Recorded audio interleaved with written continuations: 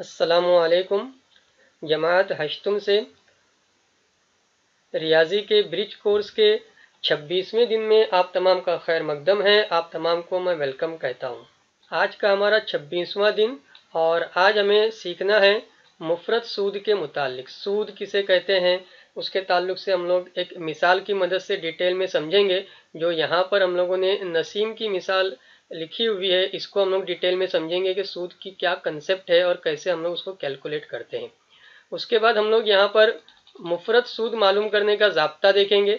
मुफरत सूद के अंदर जो जो पी है, एन है, आर है, उन सब के मुतालिक हम लोग यहाँ पर सीखेंगे और इसी तरह से मश्क करें के ताल्लुक से जलील अहमद साहब का एक एग्जाम्पल है, उसको भी हम लोग डिटेल में समझेंगे। तो चलिए एक एक करके सारी बातों को तरतीब से समझते हैं। यहाँ आपको सूद का तारुफ यानी इंट्रोडक्शन ऑफ सूद, इंट्रोडक्शन ऑफ इंटरेस्ट, सूद क्या होता है उसके मुतालिक इन्होंने एग्जाम्पल रखी है नसीम के ताल्लुक से। ठीक है, नसीम ने एक मोटरसाइकिल खरीदने की खातिर 12% फी साल की शरह से बैंक से 50,000 रुपये कर्ज लिए। 5 साल बाद इसे 6,000 रुपये ज्यादा अदा करना पड़े। इस मालूमात की मदद से मंदरजा झेल की खाली जगह पूरी कीजिए। यहाँ आपको समझना है कि जो शरह की बात हो रही है, ठीक है, वो क्या है 12% फी साल। 12% फी साल ये हमारी शरह है, जिसको हम लोग इंग्लिश में आर या रेट कहते हैं।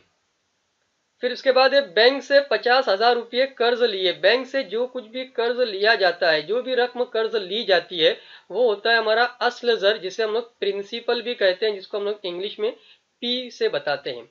5 साल बाद, ये जो 5 साल है, ये आपको टाइम दिया जा रहा है, ये आपको मुद्दत बताई जा रही है, जिसे हम लोग कहेंगे नंबर ऑफ ईयर्स। ठीक है, एन।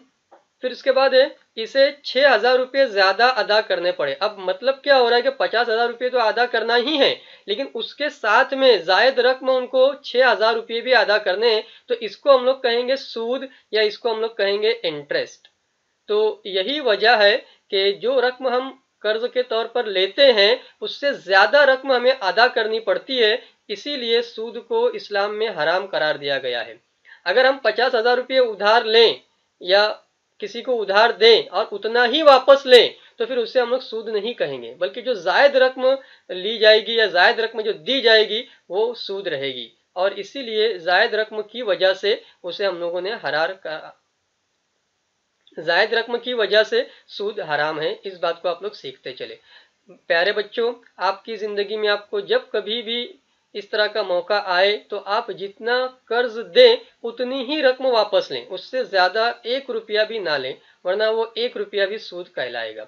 यहाँ पर हमने ऑलरेडी बातें सीखी हैं। असल जर, जैसे मैंने आपको बताया कि जो रकम कर्ज ली जा रही है उसको हम लोग असल जर कहते हैं। असल जर का मामला है वो, यहाँ हमारा जवाब रहेगा 50,000 रुपये। उसके बाद मुद्दत के ताल्लुक से जितना वक्त होता है, 5 साल, 10 साल, 2 साल, 10 महीने या जो कुछ भी वक्त रहेगा, उसको हम लोग कहते हैं मुद्दत। तो यहाँ पर हमको दिया गया था 5 साल, तो ये हमारी रहेगी मुद्दत। ठीक है, तो यहाँ पे हमको मुद्दत की जगह पे लिखते आना चाहिए 5 साल। फिर इसके बाद है शरह सूद। तो शरह सूद यहाँ पर उन्होंने क्लियर लिखा है कि 12% फी साल की शरह से। तो यहाँ पर जो शरह का ताल्लुक है वो कितना है 12% फी साल का मामला है। तो यहाँ पर हमारा जवाब आएगा 12% फी साल का मामला। उसके बाद सूद, जितना ज्यादा अदा करना पड़ा वो हमारा सूद रहेगा। तो यहाँ पर हमारा सूद की जगह पर कितना आने वाला है 6,000 रुपये ज्यादा अदा करना पड़ रहे हैं। बाद में उन्होंने लिखा है कि 50,000 रुपये और 6,000 रुपये, बैंक को कुल रकम इतनी मिल रही है, यानी बैंक को जो रकम मिल रही है वो है 56,000 रुपये। तो बैंक आपको जो कर्ज देती है उससे ज्यादा आपसे वसूल करती है। ठीक है, ये बैंक का सिस्टम है जो पूरी तरह से सूदी कारोबार है। जहां तक हो सके हमें बैंक से लोन लेने के लिए मना करना चाहिए। हमें कोशिश करना चाहिए कि बैंक के हमें ठोकरें ना खाना पड़े और वहां हमें सूद वगैरह या कह सकते हैं कि लोन वगैरह ना लेना पड़े। आगे बढ़ते हैं हम लोग और बात को समझते हैं जो उन्होंने एग्जाम्पल रखी है जलील अहमद साहब के ताल्लुक से। तो जलील अहमद ने 2 साल के लिए 10% फी साल की शरह से बैंक से 60,000 रुपये कर्ज लिए। देखिए ये पहला जुमला है, इसके अंदर वो 3 बातें आपको बता रहे हैं। नंबर 1 बात है कि 2 साल के लिए, तो ये हो गई आपकी मुद्दत या जिसे हम लोग n कह रहे हैं, नंबर ऑफ ईयर्स। 10% फी साल की शरह, यहां पर आपका आ गया 10% फी साल की शरह, यानी ये आपका रेट है, शरह है। फिर इसके बाद है बैंक से 60,000 रुपये कर्ज लिए, जो रकम कर्ज ली जाती है उसे हम लोग कहते हैं असल जर या उसे हम लोग कहते हैं प्रिंसिपल पी। उसके बाद आगे पूछ रहे हैं वो, इन्हें मुद्दत खत्म होने के बाद कितना मुफरत सूद अदा करना होगा, जाब्ते की मदद से हल कीजिए। तो मुफरत सूद हमें मालूम करना है। यहाँ पर यह बात वाजे हो गई कि हमें इंटरेस्ट कितना अदा करना है, कितनी रकम हमें जायद देना पड़ेगी, वो हमें मालूम करना है। उन्होंने जाब्ता आपकी मदद के लिए लिखकर दे दिया है कि मुफरत सूद बराबर पी ज़र्ब एन ज़र्ब आर बटे 100। एग्जाम में अगर आपको ये जाब्ता ना भी दिया जाए तो भी आपको ये जाब्ता याद रखना है। तो सबसे पहले यहाँ पर जो मैंने आपको तीनों कीमतें दी गई हैं उसके बारे में आपको बताया मैंने कि कहाँ कहाँ पर क्या क्या कीमत दी है, उनकी हम लिस्ट बनाएंगे जिसे हम लोग कहते हैं डाटा कलेक्शन। तो यहाँ पर हमको असल जर के ताल्लुक से लिखते आना चाहिए कि असल जर जिसे हम लोग इंग्लिश में पी कहते हैं, प्रिंसिपल, और वो हमारे को दिया यहाँ पर उन्होंने। उसके बाद दूसरी कीमत जो हमारे पास है वो मुद्दत के ताल्लुक से है, वो कितनी कीमत है वो भी हम देखेंगे। शरह के ताल्लुक से है कि वो कितनी शरह दी है उन्होंने, ये तीनों चीजें उन्होंने दी है। इसी तरह से हम लोग मुफरत सूद यानी इंटरेस्ट के बारे में भी देखेंगे। तो सबसे पहली बात थी कि 60,000 रुपये कर्ज लिए, जो रकम कर्ज ली जाती है वो है हमारा असल जर। ठीक है, तो असल जर कितना रहेगा हमारा 60,000 रुपये। फिर इसके बाद दूसरा है हमारा मुद्दत, यानी कितने वक्त के लिए। यहाँ सवाल में आपको दिया है कि मुद्दत कितनी रहेगी, तो मुद्दत आप लोग देख सकते हैं कि मुद्दत आपकी है वो है 2 साल। उसके बाद आगे चलेंगे तो उन्होंने लिखा है कि 10% फी साल की शरह। तो यहाँ पर ये जो 10% फी साल का मामला है ये हमारा रहने वाला है शरह के ताल्लुक से 10% फी साल। और आखिर में वो कह रहे हैं मुफरत सूद अदा करना होगा। कितना मुफरत सूद, यानी कि मुफरत सूद का जो मामला है वो हमें मालूम करना है। तो यहाँ पे हम लोग लिखेंगे सवालिया निशान। तो इस तरह का ये आपको डाटा कलेक्शन आना चाहिए। सवाल में कहाँ कहाँ पर कौन कौन सी चीज दी गई है वो आपको कैच करते आना चाहिए। उसके बाद आते हैं हम लोग जाब्ते की तरफ से। जाब्ता ऑलरेडी आपको सवाल में दिया था, मुफरत सूद बराबर पी ज़र्ब एन ज़र्ब आर बटे 100। मुफरत सूद तो हमें मालूम करना है, पी की जगह पर उसकी कीमत लिखी जाएंगी, ज़र्ब के बाद एन की जगह पर कीमत लिखी जाएंगी और ज़र्ब के बाद आर की जगह पर कीमत लिखी जाएगी।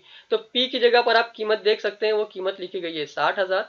एन की जगह पर कीमत देखी जा सकती है, वो कीमत लिखी गई है 2, क्योंकि हमारी एन की कीमत थी 2 साल। इसी तरह से रेशो रेट जो आपको दिया गया है वो कितना है 10% फी साल, और ये बटे का 100 वैसे के वैसे ही है। तो ये सिर्फ कीमतें रखी गई है जाब्ते के अंदर। प्यारे बच्चों, आपको बराबर बराबर उसकी जगह पर उसी की कीमत लिखते आनी चाहिए। उसके बाद आपको 2 सिफर, यहाँ पर जो बटेगा 100 का सिफर है वो, और यहाँ पर जो 10 का सिफर है वो कैंसिल करते आ जाए। यहाँ पर 60,000 के आखिर में जो सिफर है वो और 100 का एक और सिफर बचा हुआ उसको कैंसिल करते आ जाए। तो आपका बचा हुआ रहेगा 6,000 ज़र्ब 2 और ज़र्ब में 1। तो ज़र्ब में 1 है, इसको हम लोग अवॉइड करेंगे, इसको लिखने की जरूरत नहीं है। तो हम लिख सकते हैं 6,000 ज़र्ब 2 और हमारा जवाब तैयार होगा 12,000 रुपये। आखिर में हम लोग का जुमला तैयार हो जाता है कि जलील अहमद को मुद्दत खत्म होने के बाद 12,000 रुपये मुफरत सूद अदा करना होगा। देख सकते हैं आप लोग, पूरा जुमला जो है वो यहाँ से लिया गया है। इन्हें का मतलब कौन है, जलील अहमद। फिर इसके बाद मुद्दत खत्म होने के बाद कितना, कितने की जगह पर यह लफ्ज काट देना है आपको, उसकी जगह क्या लिखना है 12,000 रुपये मुफरत सूद अदा करना होगा। तो आपको आखिरी जुमला भी लिखते आना चाहिए। मुझे उम्मीद है कि आपको ये मिसाल बिल्कुल वजाहत के साथ समझ में आ चुकी होगी। ये सवाल पूछा जाए या इसके जैसा कोई और सवाल पूछा जाए, आपको सवाल हल करते आना चाहिए। आप तमाम का बहुत बहुत शुक्रिया। अगर आपने चैनल सब्सक्राइब नहीं किया है तो सब्सक्राइब कीजिए, बेल आइकन प्रेस कीजिए और ऑल नोटिफिकेशन प्रेस कीजिए ताकि आपको न्यू वीडियोस के नोटिफिकेशन मिलते रहें। शुक्रिया, अल्लाह हाफिज।